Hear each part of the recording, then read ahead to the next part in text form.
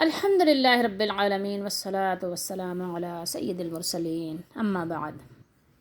کچھ لوگ اس طرح کا سوال کرتے ہیں کہ اگر اللہ ہے، اعوذ باللہ، استغفر اللہ، کہتے ہیں کہ اگر اللہ ہے تو دکھتا کیوں نہیں، اگر اللہ ہے تو نظر کیوں نہیں آتا۔ ایک اتنا بڑا سوال ہے کہ انسان عاجز اور حیران ہو جائے۔ انسان کو سوچنا چاہیے کہ میرے پاس عقل کس نے دی ہے؟ مجھے میرے مالک نے عقل دی ہے، اور اتنی عقل نہیں دی کہ اس اللہ تک میں رسائی حاصل کر سکوں۔ اسی لیے منع کیا اللہ کے نبی صلی اللہ علیہ وآلہ وسلم نے کہ اللہ تعالیٰ کے بارے میں کبھی بھی تم غور و فکر بھی نہیں کرنا، ورنہ کیا ہوگا؟ گمراہ ہو جاؤ گے۔ بہرحال دیکھیے، قرآن میں اللہ تعالیٰ نے کیا ارشاد فرمایا؟ اللہ نے فرمایا اولم یر الانسان انا خلقناہ من نطفۃ فاذا ہوا خصیم مبین۔ ذرا اس پر غور کیجئے گا، کیا انسان نے نہیں دیکھا؟ ٹھیک ہے، حمزہ زبر کیا انسان نے دیکھا نہیں؟ انسان نے نہیں دیکھا کہ پیدائش اس کی کیسے ہوئی؟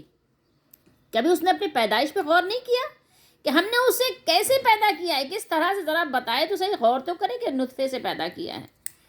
اپنی پیدائش پہ غور کر لے، اگر اس کو سمجھ نہیں آتی ڈاکٹر سے جا کے پوچھ لے کہ اس کی پیدائش کس طرح سے ہوئی ہے، اپنی پیدائش کے بارے میں جان لے۔ یہ اتنا بھی نہیں جانتا کہ اس کو کس طرح سے ایک قطرے سے، ایک بوند سے بنایا، اور پھر اچانک یہ اذا کے بعد جب آ جاتا ہے مبتدا تو اس کا معنی بن جاتا ہے اچانک کا۔ ویسے اذا کا معنی جب ہوتا ہے نا، ہم جب کرتے ہیں۔ فَإِذَا هُوَ خَصِيمٌ مُبِينٌ، یعنی آپ یہ کہیے کہ اچانک اس کے اندر یعنی یہ صلاحیت پیدا ہو جاتی ہے کہ وہ اپنے مالک کو ہی چیلنج کرنے لگ جاتا ہے۔ اچانک وہ کھڑا ہو جاتا ہے، اچانک وہ جھگڑنے لگتا ہے، اپنے مالک کے بارے میں گفتگو کرنے لگتا ہے۔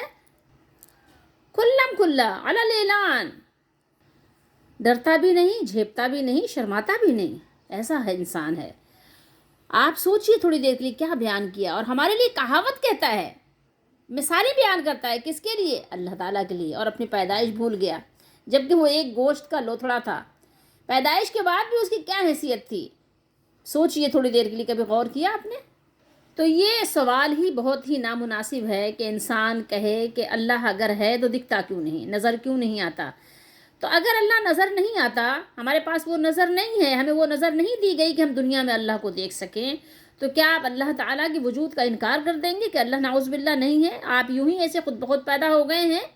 اب آپ سوچئے تھوڑی دیر کے لیے، غور کیجئے کہ بے شک اللہ ہے، اللہ کا وجود ہے، اور نظر نہ آنا اس بات کا متقاضی بھی نہیں ہے، اور ثبوت بھی نہیں ہو سکتا کہ اللہ نعوذ باللہ نہیں ہے اللہ، بے شک اللہ ہے۔ اچھا، اب آپ کو میں چند مثالیں دیتی ہوں، آپ غور کیجئے، آپ انکار کر دیجئے کہ وہ چیز نہیں ہے۔ ڈاکٹر کے پاس ایک مریض جائے اور کہے کہ اپنے جسم کے کسی بھی عضو میں، اعضاء میں، پارٹس میں بتائے کہ مجھے تکلیف ہے، تو کیا ڈاکٹر منع کر دے گا کہ نہیں، نظر نہیں آ رہی ہے آپ کی تکلیف، مجھے آپ کا درد نظر نہیں آ رہا ہے، تو اس لیے میں آپ کا علاج نہیں کروں گا کیونکہ آپ کا درد مجھے نظر ہی نہیں آ رہا؟ آپ کے دل میں بے انتہا خوشی ہے، خوشی کے جذبے ہیں، لیکن نظر نہیں آ رہا، تو ہم انکار کر دیں کہ آپ خوش نہیں ہیں؟ آپ کے دل دکھ سے بھرے ہوئے ہیں، درد سے بھرے ہوئے ہیں، غم سے بھرے ہوئے ہیں، ٹوٹے پھوٹے ہیں، ہمیں نظر نہیں آتے، ہم انکار کر دیں نہیں، آپ کے اندر کوئی غم ہے ہی نہیں، آپ تو بس بالکل ٹھیک ٹھاک صحیح سلامت ہیں۔ جسم کے اندر کتنی بیماریاں ہیں جو آپ کو نظر نہیں آتی، تو آپ انکار کر دیں کہ نہیں جناب، یہ بیماری نہیں ہے، آپ کے جسم کے اندر کینسر کے پھوڑے ہو گئے ہیں، اب آپ منع کر دیں نہیں ہے؟ آپ مان لیتے ہیں نا کہ ڈاکٹر نے ٹیسٹ کیا ہے، رپورٹ بتا رہی ہے کہ اس کے اندر یہ چیز ہے، تو مانتے ہیں نا؟ نہیں مانتے۔ تو اب آپ بتائیے کہ آپ کے جسم کے اندر ہی کتنی چیزیں موجود ہیں اور وہ نظر نہیں آتی، تو کیا آپ اس کا انکار کریں گے؟ کبھی بھی نہیں کریں گے۔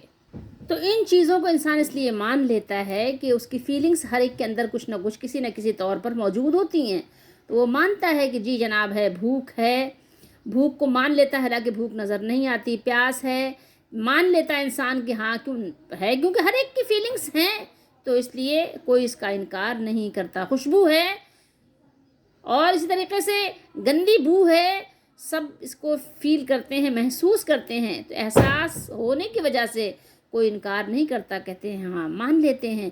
تو آپ اللہ کے وجود کے لیے کیوں آپ کو دلائل اور ثبوت چاہیے؟ کیوں چاہیے؟ اس مالک نے تو آپ کو بنایا، پیدا کیا۔ تو ہمیں چاہیے کہ کوئی چیز اگر ہمیں سمجھ نہیں آ رہی ہے تو اس کے بارے میں خاموشی بہت بہتر ہے.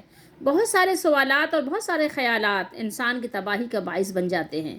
اس لیے ہمیں وہاں پر ہی فوراً ان کو کیا کر دینا چاہیے، روک دینا چاہیے، وہاں پر بند باندھ دینا چاہیے کہ نہیں، ایسے سوالات اور ایسے خیالات کی ہمیں بالکل بھی ضرورت نہیں ہے جو ہمیں تباہ و برباد کر دیں. عہد حاضر کی ہوا راست نہیں ہے، اس کو اپنے نقصان کا احساس نہیں ہے. اس کو سوچو، اس میں تمہارا نقصان ہے. سوچو سوچو، سوچنے کی ضرورت ہے. مجھ میں فریاد جو پنہا ہے سناؤں کس کو، تپش شوق کا نظارہ دکھاؤں کس کو. سمجھنے کی ضرورت ہے. سمجھو سمجھو، اللہ تعالیٰ آپ کو دنیا میں نہیں دکھ سکتا، نہیں نظر آ سکتا. یہ اس کا اٹل فیصلہ ہے. تم دیکھ ہی نہیں سکتے. نہ کوئی دیکھ سکتا ہے، نہ کوئی دکھا سکتا ہے، نہ وہ نظر آ سکتا ہے. ایسے سوالات پچھلی قوموں میں بھی لوگوں نے کیے تھے. آج بھی وہی حال ہے لوگوں کو. آج بھی اندھیری رات ہے. صفت شمع لحد مردہ ہے. محفل میری آہ اے رات، بڑی دور ہے منزل تیری. آج بھی اسی طرح کے لوگ بستے ہیں. پہلے بھی بستے تھے. انہوں نے کہا تھا کہ اللہ تعالیٰ کو اعلیٰ الاعلان دکھا دیجئے. اور اللہ تعالیٰ نظر کیوں نہیں آتا، اللہ تعالیٰ ہم سے باتیں کیوں نہیں کرتا. تو یاد رکھو، کوئی مومن بنے یا کافر بنے، اللہ تعالیٰ کسی کے حکم کا، کسی کی مرضی کا، کسی کی خوشی کا پابند نہیں ہے. اور کسی کے لیے اللہ تعالیٰ کے جو قوانین ہیں وہ توڑے بھی نہیں جاتے. تو یاد رکھیے، اگر کوئی ایمان نہیں لاتا، کوئی نہیں مانتا، تو وہ اپنا نقصان کرتا ہے. اور بے شک اللہ تعالیٰ ہی نے سب کچھ اور کائنات کو پیدا کیا ہے. انسان اپنی حیثیت کو دیکھے کہ انسان کی حیثیت ہی کیا ہے، اور انسان اپنے آپ کو پہچانے کہ میں ہوں کیا، مجھے کس لیے بنایا گیا ہے، اور اپنے آپ کو پابند کرے اپنے رب کے حکم کا، اور مانے اس بات کو. اپنے آپ کے ذریعے سے اپنے رب کو پہچاننے کی کوشش کرے کہ میرا ایک مالک ہے، اور اسی کا حکم میرے اوپر بھی چل رہا ہے. میرے جسم کے تمام اعضاء اسی کے حکم سے کام کر رہے ہیں. جس وقت اس کا حکم نہیں ہو، میرا کوئی بھی جسم کا عضو کام نہیں کرے گا. اللہ تعالی ہم سب کو سمجھنے کی توفیق دے. اور بے شمار اپنے اندر آپ چیزیں دیکھ لیں کہ جو ہیں موجود ہیں اور آپ کو نظر نہیں آتی، تو اس کا مطلب یہ نہیں ہے کہ وہ چیزیں ہیں نہیں ہیں. اسی طریقے سے اللہ تعالیٰ بے شک اس کا وجود ہے، اور جیسا اس نے بیان فرمایا اس کے شان کے لائق ہے. اللہ تعالیٰ ہم سب کو سمجھنے کی توفیق دے اور ہماری دستگیری فرمائے.